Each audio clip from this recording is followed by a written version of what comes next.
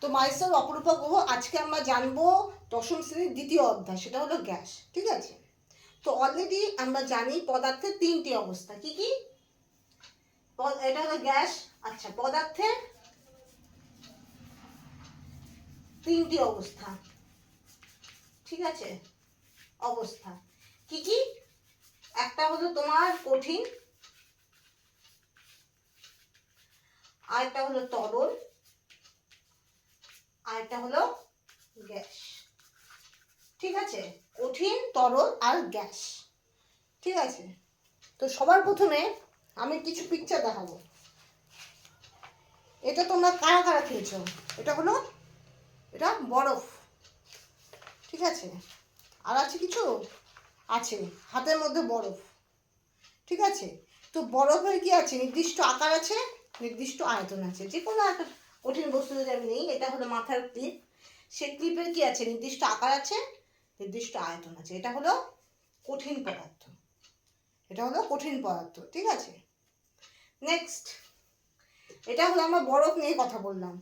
এবার যদি বরফের জল, এই জলটা যদি আমি কোনো অন্য জায়গায় ঢালি, কি হবে? ওই পাত্রেরই আকার ধারণ করবে, কিন্তু এর একটা নির্দিষ্ট আয়তন আছে। তাই এই জন্য এই জলটা কি হয়ে যাবে? তরল। ঠিক আছে, তাহলে কঠিনের মধ্যে হয়ে গেল বরফ, তরলের ক্ষেত্রে চলে আসবে জল। এবার গ্যাসের ক্ষেত্রে কি আছে?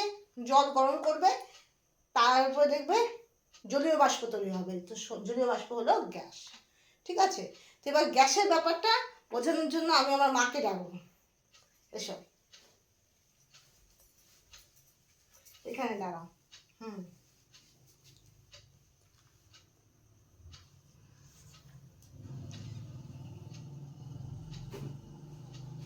এটা কি হচ্ছে? মা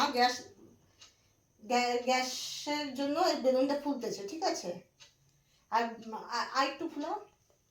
এর জন্য বেলুনে কি হচ্ছে? আভ্যন্তরীণ একটা চাপ সৃষ্টি হচ্ছে, তার মানে গ্যাসের অণুগুলো কি করছে? বেলুনের চাপ সৃষ্টি করছে। এবার আস্তে করে মোবাইলের সামনে একটু ছাড়ো, আস্তে করে ছাড়বে, অল্প ছাড়লেও হবে।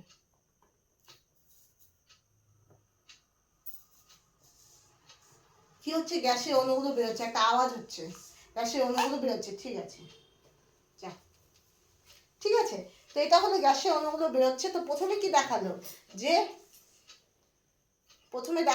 গ্যাস মুখ দিয়ে গ্যাসটা দিয়ে কি হচ্ছে? তোমার বেলুন ফুলাচ্ছে। এরপরে কি হচ্ছে? বেলুনের মধ্যে ক্রমশ কি হচ্ছে? চাপ সৃষ্টি হচ্ছে। ঠিক আছে, তারপর আস্তে করে যখন বেলুনটা একটু একটু করে ছাড়লো, তাহলে কি হলো? একটা শোষ করে আওয়াজ হলো। কি হলো? গ্যাসটা বেরোচ্ছে। ঠিক আছে, তো এটা থেকে আমরা কি জানি? গ্যাসের ধারণা পাই। তাহলে আমার মা কি করলো? একটা বেলুনকে ফোলালো। ঠিক আছে, তো বেলুনের মধ্যে চাপ সৃষ্টি হলো। সেই চাপ সৃষ্টিকে আমরা কি বলতে পারি? কার জন্য হচ্ছে? ওটা গ্যাসের অণুগুলোর জন্য হচ্ছে। তারপর যখন এটা আস্তে আস্তে ছাড়া হলো, শো শো আওয়াজ হলো, কি হলো? গ্যাসের অণুগুলোই বেরোলো। ঠিক আছে, তাহলে আমরা পদার্থের তিনটা অবস্থা পাই। একটা আমরা কি ভালো উদাহরণ করলাম, যেটা বরফের সঙ্গে উদাহরণ করলাম, জলের আরেকটা অংশ। এটা তো আমার কালার বরফ, আরেকটা হলো আইস কিউব, যেটা হয় বরফের, যেটা চৌকাকার অবস্থা, কঠিন অবস্থা, এটা তো কঠিন পদার্থ। আরেকটা আমরা কি বললাম? যেটা হলো জল, তরল পদার্থ। আরেকটা আমরা কি বললাম? যেটা বেলুন, যেটা আমার মা করে দেখালো, সেটা হলো গ্যাস। ঠিক আছে, তো এবার আমরা গ্যাসের কিছু ধর্ম জানবো। তো পদার্থের তিনটি অবস্থা, কঠিন, তরল, গ্যাসীয় পদার্থ, যার মধ্যে আজকে আমরা জানবো গ্যাসীয় পদার্থ সম্পর্কে। ঠিক আছে, এবার গ্যাসীয় পদার্থ। তো গ্যাসীয় পদার্থ প্রথম যেটা ব্যাপার আছে, আমার মা যখন বেলুনটা ফোলালো, বেলুনটা আস্তে আস্তে আকারে বৃদ্ধি পাচ্ছে, আয়তনে বৃদ্ধি পাচ্ছে। ঠিক আছে, তো ওটা বেলুনের মধ্যে হচ্ছে দেখে গ্যাসের কিন্তু নির্দিষ্ট আকার আয়তন হচ্ছে না, ও বেলুনের আকার, বেলুনের আয়তনটাই দখল করছে। ঠিক আছে, কিন্তু আমরা যে বাতাসে চারপাশে যেটা অনুভব করি, সেটা কি? সেটা তো বাতাসও কিন্তু অনেকগুলো গ্যাসের মিশ্রণ। তাই জন্য আমরা অক্সিজেন নিতে পারি, যে আমরা অক্সিজেন।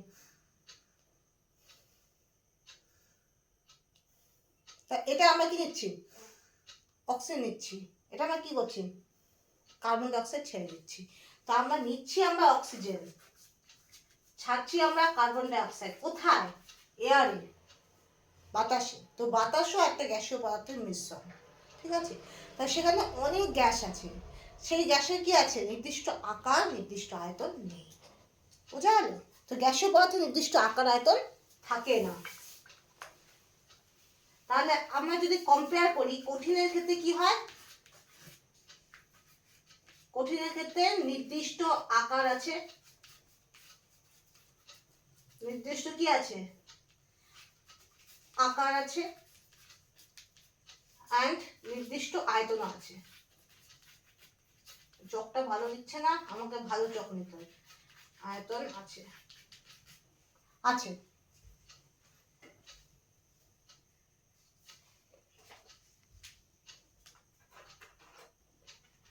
ভালো দিচ্ছে না। এবার যখন আমরা তরল নিয়ে আলোচনা করব, তরলে শুধুমাত্র নির্দিষ্ট কি আছে? আকার থাকে না, নির্দিষ্ট আয়তন আছে। আর গ্যাসীয় যে পদার্থ, গ্যাস, তার মানে না নির্দিষ্ট আকার আছে, না নির্দিষ্ট আয়তন আছে। বোঝা গেল?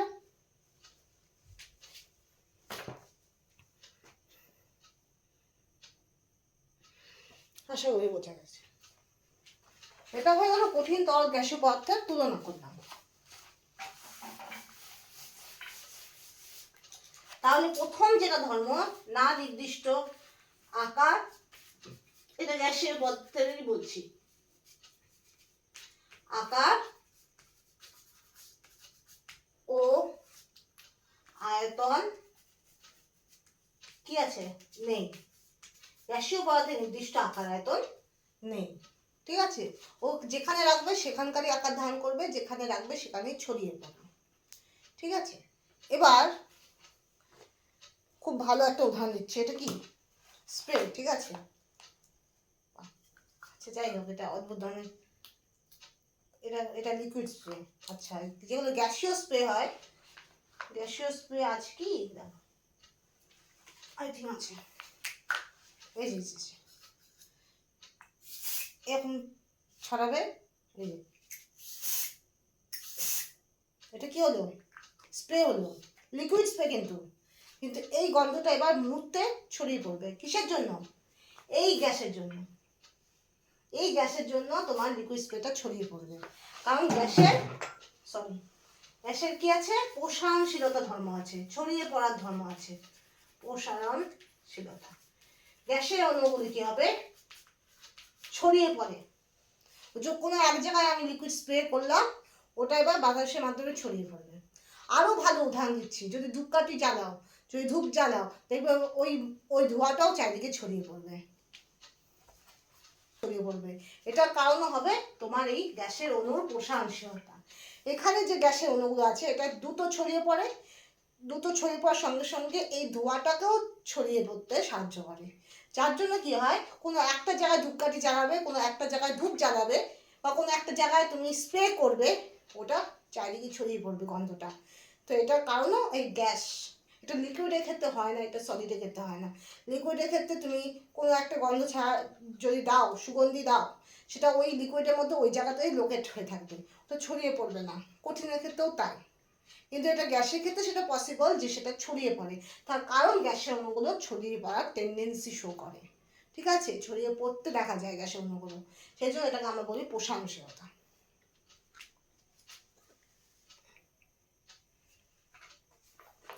তো গ্যাসের অণুগুলো কি হয় সবার আগে বলছে, দেখো গ্যাসের আমি খুব ভালো করে উদাহরণ দিচ্ছি।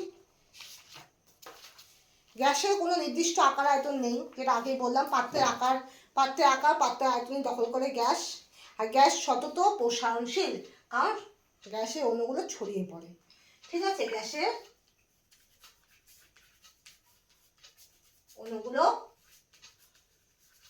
অণু ছড়িয়ে পড়ে, ঠিক আছে? এবার গ্যাসের অণু ছড়িয়ে পড়ে, ভালো কথা। হ্যাঁ, এবার গ্যাসটাকে না কম্প্রেসও করা যায়। 1 মিনিট দেখো,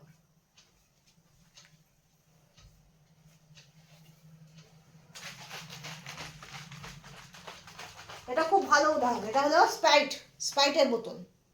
এবার এটা খোলো, একটা আওয়াজ হলো, কিসের জন্য? দেখো একটা আওয়াজ হলো, আবার একটু ঝাঁকি নিচ্ছি, দেখো একটা ফেনা বেরোচ্ছে, এই যে আওয়াজ হচ্ছে। এই আওয়াজটা আরো বেশি ভালো হয় যদি এটা ফুল ভর্তি থাকে স্প্রাইটটা। তার কারণ কি, জলের মধ্যে কার্বন ডাই অক্সাইড বেশি চাপের মাধ্যমে দ্রবীভূত করা অবস্থায় আছে, ঠিক আছে? তাহলে কি হচ্ছে স্প্রাইটের ক্ষেত্রে, কি হচ্ছে স্প্রাইটের ক্ষেত্রে 3 নাম্বার, জলের মধ্যে বেশি চাপে কি আছে, কার্বন ডাই অক্সাইড দ্রবীভূত আছে, বেশি চাপে দ্রবীভূত আছে, ঠিক আছে? তাহলে একটা নির্দিষ্ট জায়গায় ও সংকোচনশীলতা দেখাচ্ছে, নির্দিষ্ট জায়গায় ওকে সংকোচন করে রাখা হয়েছে, মানে অল্প আয়তনে ওকে ভিতরে দ্রবীভূত করে সলিউবল করে রাখা আছে, ঠিক আছে? তো গ্যাসীয় অণুগুলো কি থাকে, সংকোচনশীলতাও থাকে।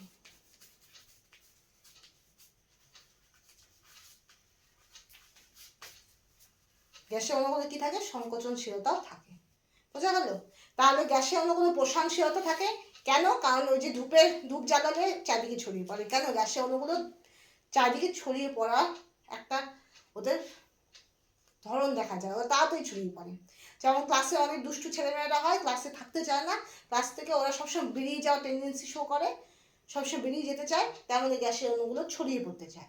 এবার স্প্রাইটে যেমন আমরা দেখলাম চাপ দিয়ে কি হচ্ছে, গ্যাসটাকে সংকোচন করা হচ্ছে, মানে গ্যাসটা ওইখানে আবদ্ধ করা হচ্ছে, ঠিক আছে? এটার সঙ্গে আমরা রিলেট করতে পারি সংকোচনশীলতা। গ্যাসকে আমরা চাপ দিয়ে, গ্যাসে যদি কোনো জায়গায় গ্যাস যদি এতটা থাকে, ওখানে চাপ দিয়ে আমি এতটাতে নিয়ে আসতে পারি, এটা ধরো প্রেস করছি, ঠিক আছে? তাহলে ওর কি হবে, সংকোচনশীলতা আছে, ওর আয়তনে কমে যাবে, ঠিক আছে? এবার দেখো গ্যাসের অণুগুলো কি হয়, সব সময় কি হয়, গতিশীল অবস্থায় থাকে বলে ওটা ছড়িয়ে পড়ে, ঠিক আছে? গতিশীল অবস্থা থাকে বলেই ছড়িয়ে পড়ে। তো একটা তুমি যদি ইমাজিন করো, একবার যদি কল্পনা করো, অনেকগুলো বাচ্চা তীব্র গতিতে ছোটাছুটি করছে, কি হবে, একজন একজনের সঙ্গে ধাক্কা হবে। ধরো ছোটাছুটি করছে, ছোটাছুটি করছে, ছোটাছুটি করছে, ঠিক আছে? এবার এখানে পাত্রের দেওয়াল আছে, এবার এখানে গিয়ে কি হবে, ধাক্কা লাগবে, ঠিক আছে? ধাক্কা লাগলে কি হবে, একটা চাপ সৃষ্টি হবে। এই চাপকে আমরা কি বলি, গ্যাসের অণুর জন্য হয় বলে গ্যাসের চাপ। পাত্রের দেওয়ালে গ্যাস কি করে, চাপ প্রয়োগ করে। এবার এটা এমনই অদ্ভুত, ঠিক আছে, গ্যাসের চাপ প্রয়োগ করে, বোঝা গেল? গ্যাসের অণুগুলি সর্বদা কি হয়, গতিশীল অবস্থায় থাকে, যার জন্য কি করে, গ্যাসের অণুগুলো সবসময় পাত্রের দেওয়ালে অথবা নিজেদের মধ্যে সংঘর্ষের ফলে গ্যাস চাপ সৃষ্টি করে। এটাকে আমরা কি বলি, গ্যাসের চাপ, কি বলি, গ্যাসের চাপ। এটা আরো ভালো কথায় লেখা যায়,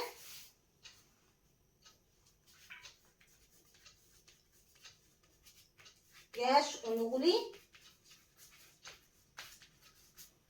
সর্বদাই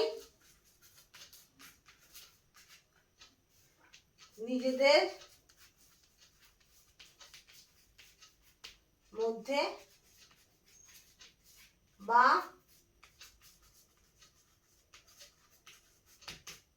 পাত্রের দেওয়ালে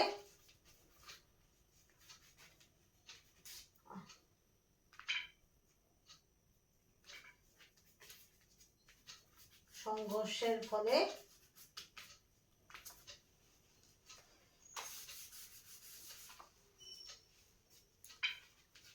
চাপ সৃষ্টি করে,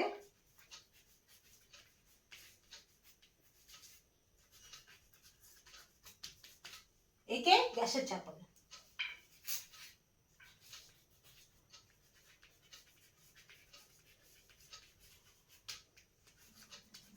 চাপ বলে, ওকে?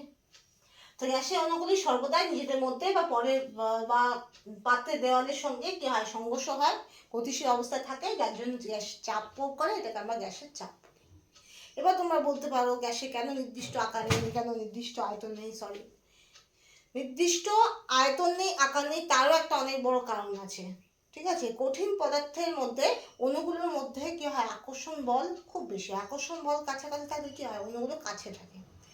তরলের মধ্যে আকর্ষণ বলটা একটু কমে যায়। আর গ্যাসের মধ্যে অণুগুলোর যে আকর্ষণ বল সেটা একদমই নগণ্য, মানে একদমই কম। যার জন্য কি হয়, এ ওকে ছাড়ে ছুটে ছুটে বেড়ায়। ঠিক আছে, ঠিক আছে। এবার তাহলে বাতাসও চাপ দিবে, তো সেই বাতাসের চাপকে আমরা কি বলি, বায়ু চাপ বা বায়ুমণ্ডলীয় চাপ বলি। বায়ুর চাপ বা বায়ুমণ্ডলীয় চাপ বলি। এবার বায়ুর চাপ মাপার যন্ত্র কি, খুব বিখ্যাত,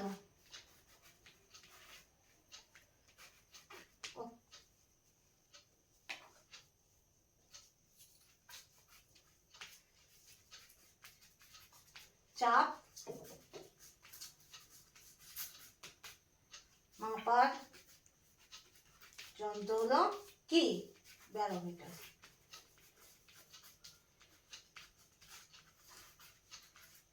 কি বলি, ব্যারোমিটার। বায়ুর চাপ মাপার যন্ত্র হলো ব্যারোমিটার। আর যেমন আমরা উষ্ণতা মাপার জন্য কি করি, বগলে বা মুখের মধ্যে কি দিই, থার্মোমিটার। ওটা হলো উষ্ণতা। আর বায়ুর চাপের জন্য আমরা যেটা ইউজ করি, সেটা হলো ব্যারোমিটার। ঠিক আছে। এবার ব্যারোমিটার পারস্তম্ভের উচ্চতা দেখে করা হয়। ঠিক আছে, সেখানে পারস্তম্ভের যে উচ্চতা, সেখানে আমরা বলি 76 পারস্তম্ভের উচ্চতা। 76 কি হবে, সেন্টিমিটার।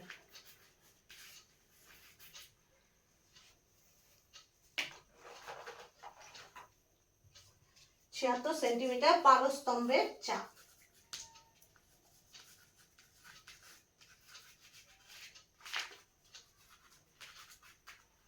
চাপ এটাকে আমরা বাবা বলি 76 mmHg। এই mmHgটাও চাপের একক।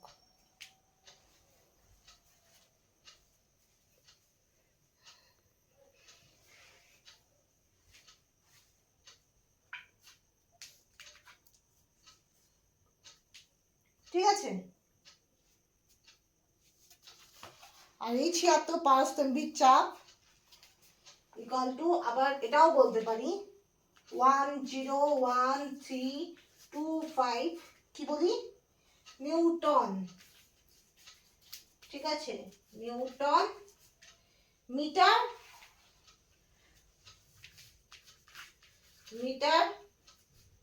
টু দি পাওয়ার -2। এটাও আমরা বলতে পারি। ঠিক আছে, কারণ মনে রাখবে, তোমার এখানে লিখে দিচ্ছি, চাপ ইকুয়াল টু কি হয়, বল বাই ক্ষেত্রফল হয়। হ্যাঁ, মানে একক এরিয়াতে যতটা বল হয় সেটাকে আমরা চাপ বলি। তো বলের একক নিউটন জানো এসআই পদ্ধতিতে, আর ক্ষেত্রফলের একক মিটার স্কয়ার। তো সেটা যখন মিটার স্কয়ারটা নিচে মানে বাই ক্ষেত্র, বল হলো নিউটন পার মিটার স্কয়ার, সে পার মিটার স্কয়ারকে যদি আমি উপরে করি তাহলে কি হবে, -2 হয়ে যাবে পাওয়ারে। ঠিক আছে, -2 পাওয়ারে, সেই জন্য। ঠিক আছে, একইভাবে এটা হয়ে যাবে তোমার পাস্কেল। 101,325 এটা হয়ে যাবে পাস্কেল।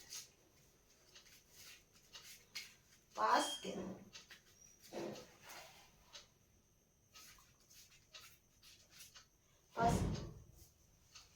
ঠিক আছে, এটা ল কিন্তু পাস্কেল।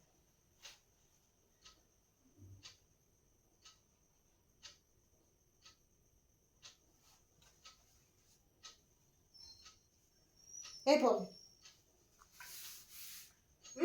ঠিক আছে, লিখে বলছো আই থিঙ্ক।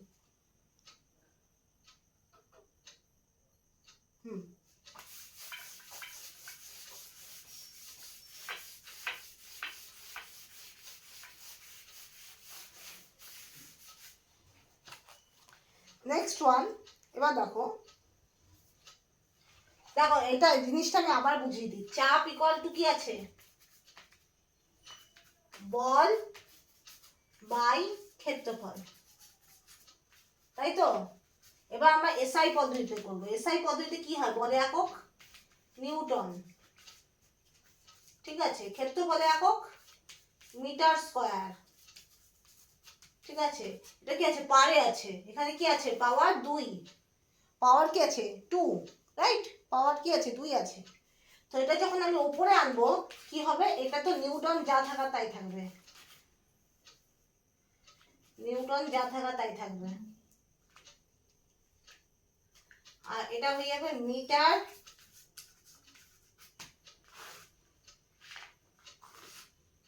-2 হয়ে যাবে উপরে। কেন? কারণ নিচের 2টা যখন আমি হরে যেটা পাওয়ারে 2 আছে সেটা যখন আমি লবে নিয়ে আসবো তো ওই পাওয়ারে 2টা -2 হয়ে যায়। ঠিক আছে, আচ্ছা তো লিখে ফেলো।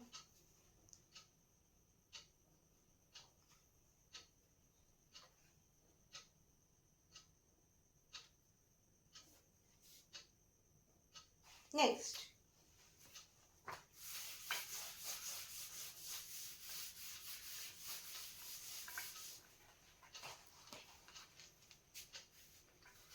জিরো ডিগ্রি তাপমাত্রাকে আমরা কি বলি বলতো? প্রমাণ তাপমাত্রা বলি। হ্যাঁ, প্রমাণ তাপমাত্রা। গ্যাসের হিসাব এই তাপমাত্রাটা বেশি করা হয়। আর তোমার 76 সেমি, সেমি, এটা সেমি, দন্তাস সেমি, বা যেটাকে আমরা মিলিমিটার যদি বলি, মিলিমিটারে কনভার্ট করলে কি হয়? 60 মিলিমিটার, মিলিমিটার, পারস্তম্ভের চাপকে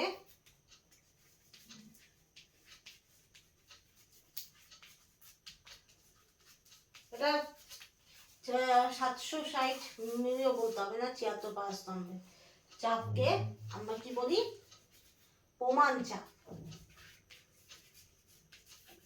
কি বলি? প্রমাণ চাপ বলি। একটা হলো 0 ডিগ্রি উষ্ণতাকে আমরা প্রমাণ তাপমাত্রা বলি, আর এটা 76 পারস্তম্ভের চাপকে আমরা প্রমাণ চাপ বলি। ঠিক আছে, লিখে দেবো।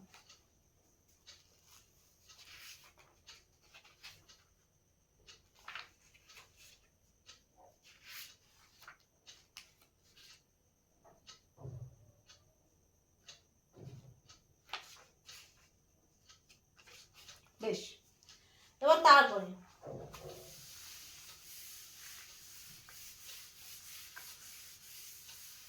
এবার যখনই আমার গ্যাস নিয়ে পড়বো, গ্যাসের ক্ষেত্রে দুটো সূত্র খুব ইম্পর্টেন্ট।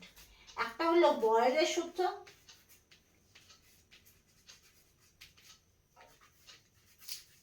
আর একটা হলো চার্লসের সূত্র।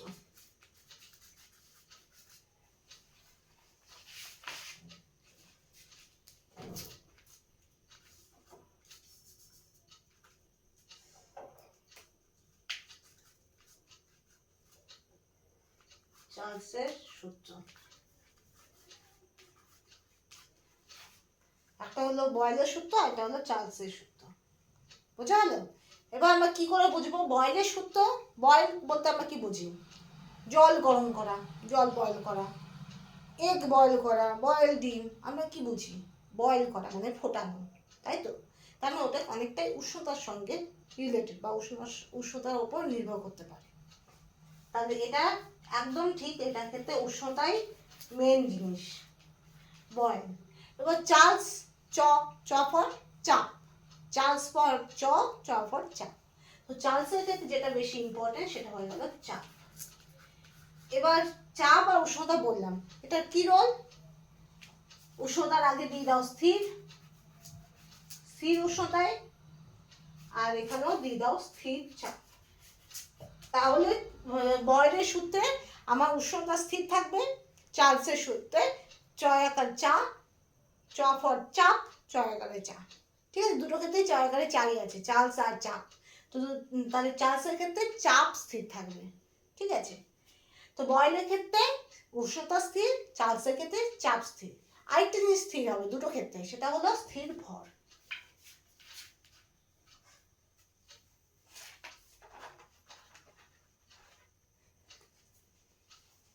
এটার ক্ষেত্রে কি হবে? স্থির ভর। এটার ক্ষেত্রেও হবে স্থির ভর। তো দুটো জিনিস স্থির থাকবে। বয়লের সূত্রে স্থির উষ্ণতা স্থির ভর, আর চার্লসের সূত্রে স্থির চাপ স্থির।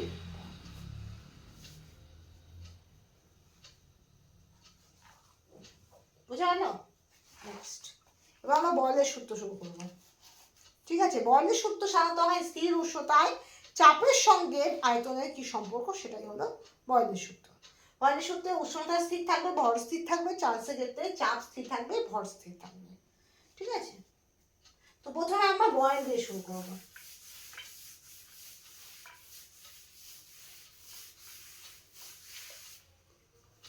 প্রথমে বয়েলের সূত্র।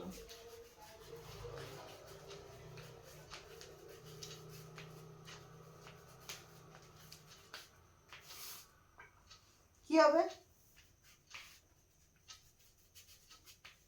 স্থির উষ্ণতায়, বললাম না স্থির উষ্ণতা, বয়েলের সূত্র স্থির উষ্ণতায়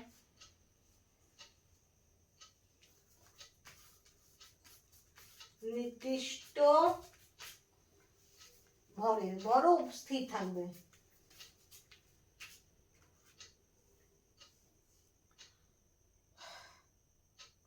কোন গ্যাসের আয়তন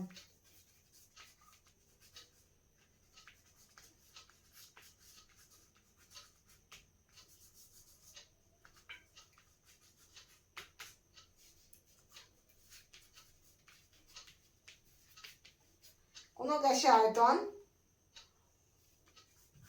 ওই গ্যাসের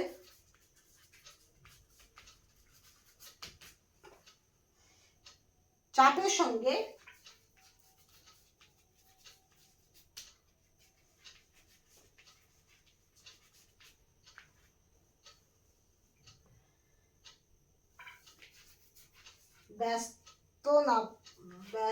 ব্যস্তানুপাতে, ব্যস্তানুপাতে মানে ইনভার্সলি প্রপোর্শনাল পরিবর্তিত হয়।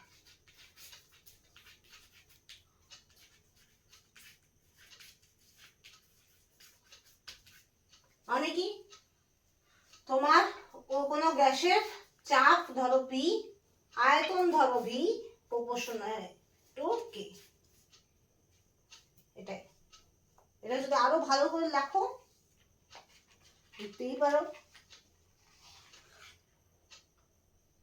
তাহলে কি হবে, আরো ভালো করে লিখলে পি প্রপোর্শনাল টু ভি, এটাই বলছি।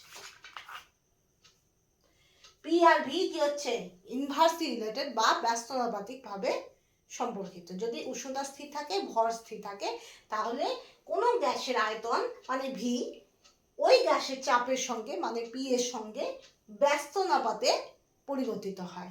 তার মানে আমি যদি পিটাকে বাড়াই, ভি কি হবে, কমবে, আর পিটাকে যদি কমাই, ভি তাহলে বাড়বে। কিরকম সম্পর্ক আমি একটু ভালো করে দেখাই। এরকম, পি বাড়লে ভি কমবে, পি বাড়লে ভি কমবে। ধরো এটা পি, এটা ভি, ঠিক আছে, পি বাড়ছে, ভি কমছে, এবার পি কমছে, ভি বাড়ছে, আবার পি বাড়ছে, ভি কমছে। দেখো এটা পি, এটা ভি, ধরে নাও পি বাড়ছে, ভি কমছে, এবার পি কমলো, এটা পি কমলো, ভি বাড়লো, এবার পি বাড়ছে, ভি কমছে। এটাই হলো সম্পর্ক, হলো বয়েলের সূত্র। উষ্ণতা স্থির থাকতে হবে, যে গ্যাসটা নিয়েছো সেই গ্যাসের ভর স্থির থাকতে হবে, তাহলে ওই গ্যাসের আয়তন চাপের সঙ্গে ব্যস্তানুপাতে পরিবর্তিত হবে। মানে আয়তন বাড়লে চাপ কমবে, আয়তন কমলে চাপ বাড়বে। একইভাবে চাপ বাড়লে আয়তন কমবে, চাপ কমলে আয়তন বাড়বে। এটাই হলো P proportional to 1/v। 1/v বলেই এটাকে আমরা ইনভার্সলি প্রপোর্শনাল বা ব্যস্তানুপাতিক বলি। আর এই ভিটাকে যদি আমি কোনাকুনিতে নিয়ে যাই, কোনাকুনিতে যায় তো 2 ইকুয়াল টু যদি 1/3 হয়, থ্রিটা এদিকে যায় তো, যায় তো, তাই তো, অঙ্কে তো আমরা তাই জানি। তো সেখানেও তাই ভিটা এদিকে যদি যায় তো পিভি ইকুয়াল টু, এখানে একটা কনস্ট্যান্ট চলে আসবে। ঠিক আছে, তো পিভি ইকুয়াল আসলে এখানে কি হবে, কনস্ট্যান্ট চলে আসবে। কে মানে যে কোনো constant, PV equal to constant. এখানে যদি আমি ভিটাকে যদি এদিকে নিয়ে আসতাম, তাহলে পিভি কি হতো, পিভি প্রপোর্শনাল টু 1 হতো না, এখান থেকে আমি এখানে নিয়ে আসছি, পিটাকে আমি এখানে নিয়ে আসছি, তাহলে কি হবে, ভি আর পিটা গুণ হয়ে গেল, এখানে কি পড়ে থাকলো, 1 পড়ে থাকলো, তাই তো। এবার এটাকে যখন আমি সমান সমান করে দিব, তো 1 এর সঙ্গে কোনো একটা কনস্ট্যান্ট জুড়ে যাবে, সেই কনস্ট্যান্ট যেটাই হতে পারে, ঠিক আছে। আর এই কনস্ট্যান্টকে আমরা যখন তোমার একটা ইকুয়েশন থাকে, ইকুয়েশন অফ স্টেট বা সার্বজনীন গ্যাস ধ্রুবকের একটা থাকে, ওখানে জানবে যে ওইখানে ওটাকে সার্বজনীন, ওটার দরকার নেই, ওটা তখন বলবো। তো এটা কি হলো, ভিটা আমি পি এর সঙ্গে গুণ করলাম, তো পিভি প্রপোর্শনাল টু 1 হয়ে গেল, তাই তো। এবার এটা আমরা কি বলি, এটাকে আমরা সমানুপাতিক চিহ্ন বলি, যদিও এখানে ব্যস্তানুপাতিক হিসাবে দেখাচ্ছে, ব্যস্তানুপাতিক আর সমানুপাতিক চিহ্নটা একই, শুধু কিছুই না, পি প্রপোর্শনাল যদি ভি হতো, পি সমানুপাতিক ভি যদি ডাইরেক্ট হতো, ওটা আমরা সমানুপাতিক বলতাম, কিন্তু পি যেহেতু সমানুপাতিক 1/v, 1/v, 1/v, সেই জন্য এটাকে আমরা ব্যস্তানুপাতিক বলছি। এবার ভিটা পি এর সঙ্গে যখনই গুণ হয়ে যাবে, এখানে কি পড়ে থাকবে, 1 পড়ে থাকবে, আর এই সমানুপাতিক চিহ্নটা যখনই উঠে যাবে, ইকুয়াল টু হয়ে যাবে, তখন কি হবে, একের সঙ্গে একটা কনস্ট্যান্ট গুণ হবে, যেটা কি, দ্যাটস ইট। ঠিক আছে, এটা আমি তাহলে মুছে দিই, বেশ, এটা আমরা মুছে দিই। এবার এই জিনিসটা কিরকম হয়, কিরকম হয় দেখো, ধরো এরকম এরকম, এই হলো গ্যাস, ঠিক আছে, বিসিসি, এখানে আমি চাপ দিব, চাপের ক্ষেত্রে হচ্ছে পি, পি এটিএম, এটিএম কে চাপের একক, ঠিক আছে। এবার পরেরটা, এটা এখানে হয়ে গেল, এটা হয়ে গেল অর্ধেক, ধরো v/2, অর্ধেকটাকে আমি কিভাবে দেখাতে পারি, v/2 সিসি, এক্ষেত্রে চাপ হয়ে যাবে 2p এটিএম, ধরে নাও 2p, বেড়ে গেছে, আরো করো, এখানে হয়ে গেল, দেখা গেল তোমার প্রেসার হয়ে গেল 4p এটিএম, আর তোমার ভলিউম বা আয়তন হয়ে গেল v/4 সিসি। তো এখান থেকে আমরা কি দেখছি, ভলিউম বা যেটাকে আমরা বলি আয়তন, কি হচ্ছে, ক্রমশ কমছে, আর এদিকে প্রেসার পি, অথবা যেটাকে আমরা বলি চাপ, ক্রমশ বাদিক থেকে ডান দিকে, এই যে বাদিক থেকে ডান দিকে কি হচ্ছে, বাড়ছে, তাই তো। প্রথমে ছিল পি এটিএম, তারপর 2p এটিএম, তারপর 4p এটিএম, আর এখানে আয়তন কি হচ্ছে, কমছে, VCC, v/2 CC, v/4 CC, তাহলে ভলিউম কমছে, চাপ বাড়ছে, মানে চাপ আর ভলিউম কি হচ্ছে, ব্যস্তানুপাতিক সম্পর্ক। এটাকে আরো ভালো করে বললে পি প্রপোর্শনাল টু 1/v, এটা পি প্রপোর্শনাল টু 1/v।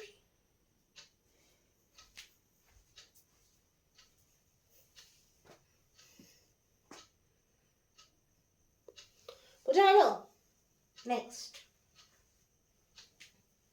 ঠিক আছে, বুঝা গেল, আচ্ছা বেশ, এটা এবার মুছে দিই,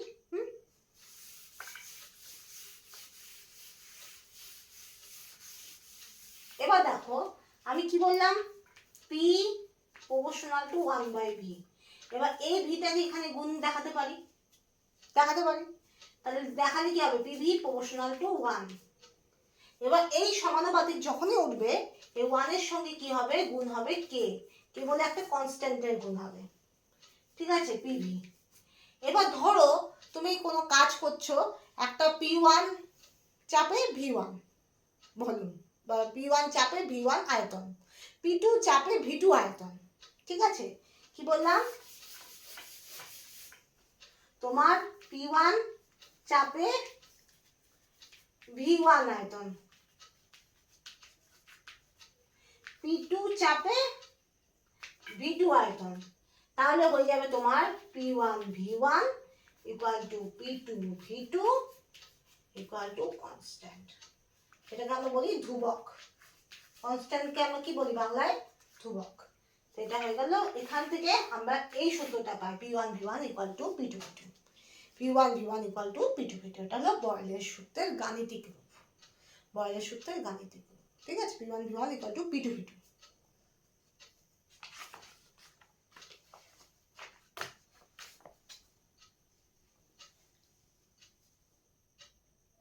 এবার এই যে পিভি, এটা একটা গ্রাফ যদি করি, গ্রাফটা কিরকম হবে, এরকম। এই ওপরে কি থাকবে, ওপরে পি থাকবে, নিচে পি থাকবে, এখানে পি থাকবে প্রেশার, এখানে ভি বা আয়তন থাকবে। ঠিক আছে, বোঝা গেল? তাহলে আবার দেখি বোঝা যাচ্ছে, এক্ষেত্রে পি বেশি, এই জায়গাটায় পি কি আছে, সর্বোচ্চ, তাই তো? কিন্তু এখানে এটুকু জায়গায় তোমার কি আছে,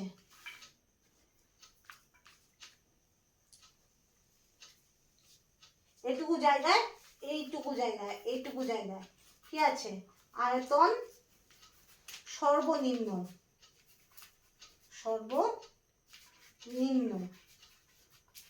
তাই তো? তাহলে এটুকু জায়গায় তোমার চাপ সর্বোচ্চ, এটুকু জায়গায় আয়তন সর্বনিম্ন। এবার এত দূর ধরো, এত দূর, এখানে কি হচ্ছে, আয়তন সর্বোচ্চ, তাই তো?